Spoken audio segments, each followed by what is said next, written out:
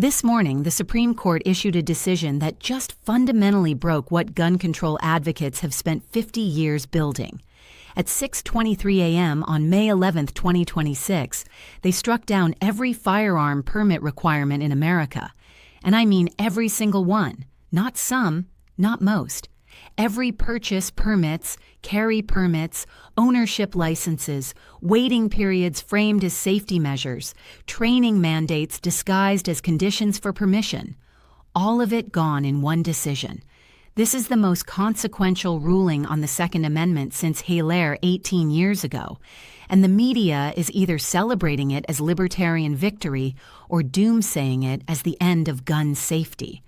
But nobody is actually explaining what this means for you, what your government is already planning to do about it, and why this decision changes everything about how we understand constitutional rights in America. I'm not here to celebrate or condemn this ruling. I'm here to tell you what it actually says, why it terrifies every gun control organization in this country, and what's about to happen in your state, while politicians scramble to find legal ways around it. Because make no mistake, they're already working on it right now. This isn't opinion. This is what the Supreme Court decided. Why they decided it and the reality that's about to hit states like California, New York, and Massachusetts like a tidal wave they never saw coming. If you've been waiting months for a carry permit, if you were denied a gun purchase, if you've watched your state charge you hundreds of dollars just for the privilege of exercising a constitutional right, what happened this morning just changed your life. And if you're someone who believes in reasonable gun regulations, you need to understand what the court actually ruled, not what cable news told you they ruled. Hit subscribe right now because what happens in the next 6 months will define gun rights for the next decade, and you need to know it before your representatives try to sell you a different version of the same restriction under a new name. This channel tracks what governments actually do when courts force their hands. Subscribe so you don't get caught off guard when your state announces emergency legislation. The decision itself is technically called National Association for Gun Rights versus United States. It arrived as an emergency ruling at 6:23 a.m. Eastern Time. The Supreme Court's holding is brutally straightforward. They said the Second Amendment protects a pre-existing individual right, and government cannot condition the exercise of that right on obtaining bureaucratic permission. So, that's the framework, not my interpretation, the court's language. Let me read what matters. Government cannot require permits, licenses, or approval cards that delay or deny rights. Government can verify eligibility through instant background checks, but verification is not permission. Those are two completely different things. This is what the gun control industry refuses to acknowledge. Verification and permission are not the same. One is checking whether you're legally allowed to exercise a right. The other is asking the government for permission to exercise it. The court said permission systems violate the Second Amendment. Verification systems don't. That's the legal line. That's why every permit requirement in America just became unconstitutional. Massachusetts FID cards gone. New York's pistol permits gone. Illinois' FOID cards gone. California's waiting periods beyond the time it takes to run a background check gone. New Jersey's handgun purchase permits gone. North Carolina's permits gone. Connecticut's licensing system gone. Delaware's permits gone. Rhode Island's licenses gone. Maryland's permitting system gone. These weren't incidental restrictions. These were the core of how those states controlled access to firearms. And now, every single one is unconstitutional under this decision. What's still legal? This matters. Background checks still work. The court said government can verify whether you're eligible. You can't buy a firearm if you're a convicted felon. You can't if you've been convicted of domestic violence. You can't if there's an active restraining order against you. You can't if you've been adjudicated mentally ill by a court, or if you're a drug addict with an official adjudication. You still can't if you're under 18 for rifles or under 21 for handguns. Federal firearms licenses still have to follow the law. Dealers still exist. Background checks still happen instantly. The court didn't say government can't verify. It said government can't make you wait, can't make you get permission, can't charge you a fee, can't make you take government-approved training before they'll let you exercise your right. The practical difference is immediate. In Massachusetts, you used to need a firearm identification card to own a gun. You had to apply. You had to wait. You had to get approved. Now you just need to pass a background check. Walk into a gun store, get checked, walk out.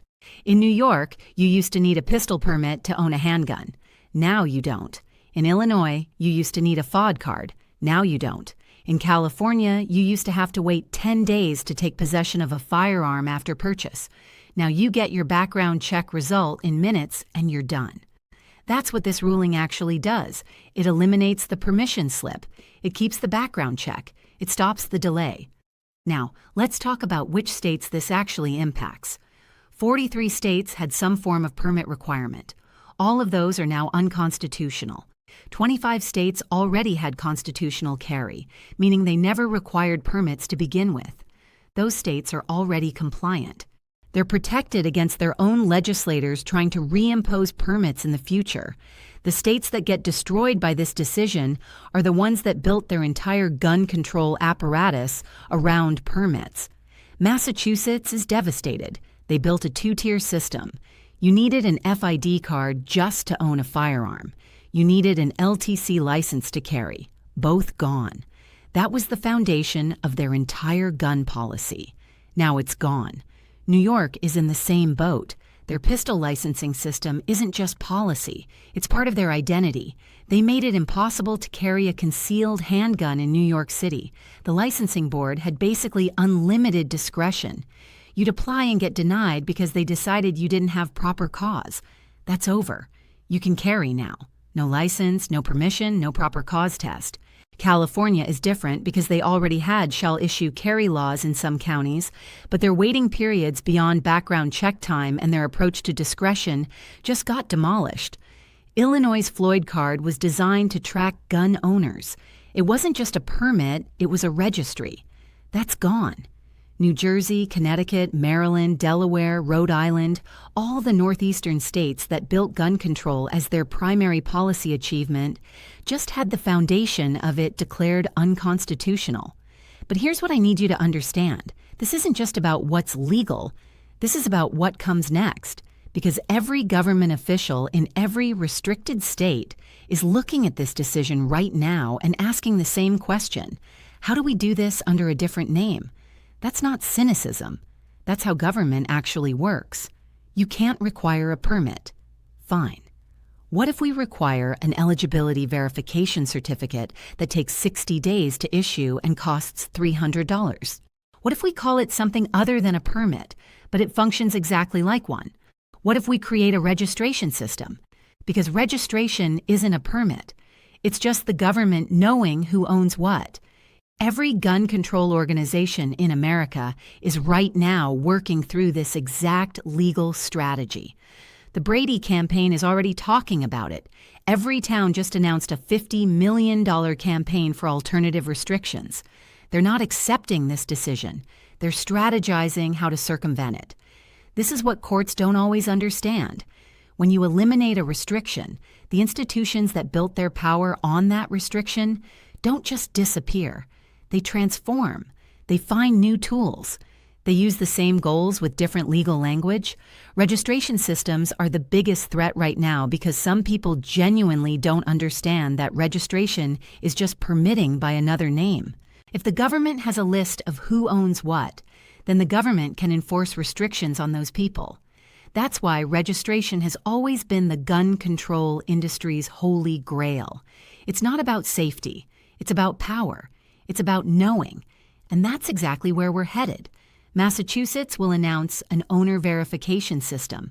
California will propose a background check registry. New York will introduce an ownership documentation requirement. Same goal, same power, different language, and every single one will be challenged in court because the legal principle the Supreme Court just established doesn't care what you call it. If it functions as permission, it's unconstitutional. If it delays the exercise of a right, it's unconstitutional. If it gives government discretion to deny that right, it's unconstitutional.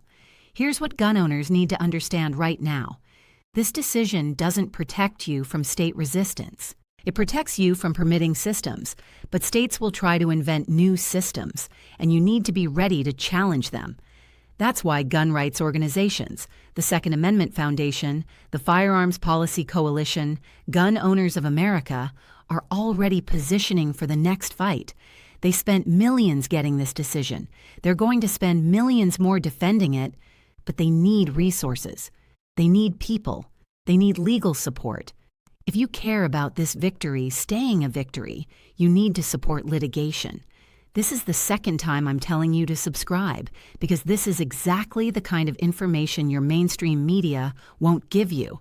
They'll tell you the courts eliminated permits. They won't tell you the resistance strategy that's already happening.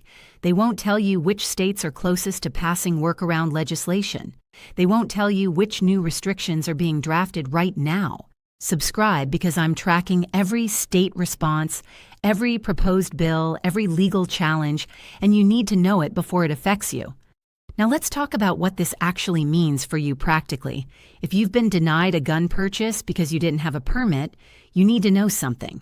This decision applies immediately. You can walk into a gun store today and buy a firearm, pass a background check, walk out. The permission system is gone. But you need to understand what you still can't do. You can't buy a firearm if the background check fails. You can't own a gun if you're a convicted felon. You can't carry into a federal building. Courts are still restricted. Schools are still restricted. Airports are still restricted. Those sensible place bans remain legal. You can carry concealed in public now nationwide without a permit, but sensitive place restrictions are still enforceable. That's important. The court didn't say you can carry anywhere. It said you don't need government permission to carry generally. If you've been waiting months for a carry license, you don't need to wait anymore. The decision applies nationwide. Carry concealed without a permit. No waiting, no permission, no bureaucratic approval. But understand what this means for responsibility. Just because government can't force training on you as a condition of rights doesn't mean training is unnecessary. It means it's voluntary now. You should still get training. You should still be competent. You should still practice. You should still understand law. Competence isn't government's job anymore. It's your job. This is what freedom actually means. Government gets out of the way. Personal responsibility comes in. That's the trade. Here's the practical action plan for the next 30 days while states panic and Congress starts scheming. First, verify you're not prohibited. If you've got felony convictions, restraining orders, or mental health adjudications, this ruling doesn't change that. You're still prohibited. Second, if you're not prohibited, exercise your rights, visit gun stores, pass background checks, carry if you choose, document everything, get receipts, keep background check approvals, timestamp everything. Because when states start arresting people for violating the new systems they're about to invent, documentation proves you are complying with actual constitutional law. Third, respect sensitive place restrictions. You can't carry in federal buildings. Schools are still restricted federally and in most states. Don't test those restrictions. Fourth, get training voluntarily. This is your responsibility now, not government's. Fifth, support litigation. Gun rights organizations are going to court against every state that tries to reimpose restrictions under new names. They need resources. Donate to the Second Amendment Foundation. Join the Firearms Policy Coalition. Support Gun Owners of America. These organizations are about to carry the entire weight of defending this decision. Sixth, understand what's coming politically. This decision happened because Trump appointed 3 justices. The court shifted. If that shifts again with new appointments, your rights could shift with it. You need to understand that the 2026 election isn't just about policies. It's about whether you keep this decision or whether a future court reverses it. That's not partisan. That's reality. Vote accordingly. Now, I want to put this decision in actual historical context because most people don't understand how significant this really is. In 2008, the Supreme Court decided Hilaire versus D.C. That case recognized that the Second Amendment protects an individual right to own a firearm for lawful purposes, primarily self-defense. It was massive. It overturned 50 years of gun control argument that the Second Amendment was only about militia service, but it didn't solve everything. The court left it open for states to have reasonable regulations. What does reasonable mean? Nobody knew. It became a battleground for decades. In 2010, the court decided McDonald versus Chicago that incorporated the Second Amendment against the states. That meant states couldn't just ban guns outright, but it still left the reasonable regulations language in place. Handgun bans became unconstitutional, but permit systems remained. Waiting periods remained. Training mandates remained. The fundamental right existed in theory, but the practical restrictions remained in place. That was the state of law for 16 years. Then in 2022, something changed. The court decided Bruin versus New York. Bruin established something called the historical tradition test. The court said, from now on, any gun regulation has to be consistent with America's historical tradition of firearm regulation. Shoe state. What regulations did America have in 1791? What about 1868? If your regulation isn't rooted in that history, it's unconstitutional. Permit systems for owning firearms. Not in 1791, not in 1868. States had militia systems, but not permit systems for private ownership. Bruin opened the door. This new decision walks through it. The Supreme Court basically said if permits don't have historical roots, they violate the Constitution. Permission systems are prior restraints. Prior restraints on constitutional rights are unconstitutional. So the REAR or for ESON full stop. That's the framework. That's why every permit requirement in America just became invalid because none of them have genuine historical tradition behind them. There are modern inventions designed to control access. And when you control access to a constitutional right, you're not regulating, you're denying. Here's what gun control advocates refuse to acknowledge.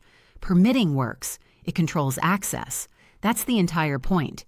If you have to ask government for permission and government can say no, then you don't really have the right. You have a revocable privilege. The Supreme Court said that's unconstitutional. A right can't depend on government permission. It just can't. That's fundamental constitutional law. And now it's applied to the Second Amendment fully and completely. What happens next is going to define this issue for decades. States are going to resist.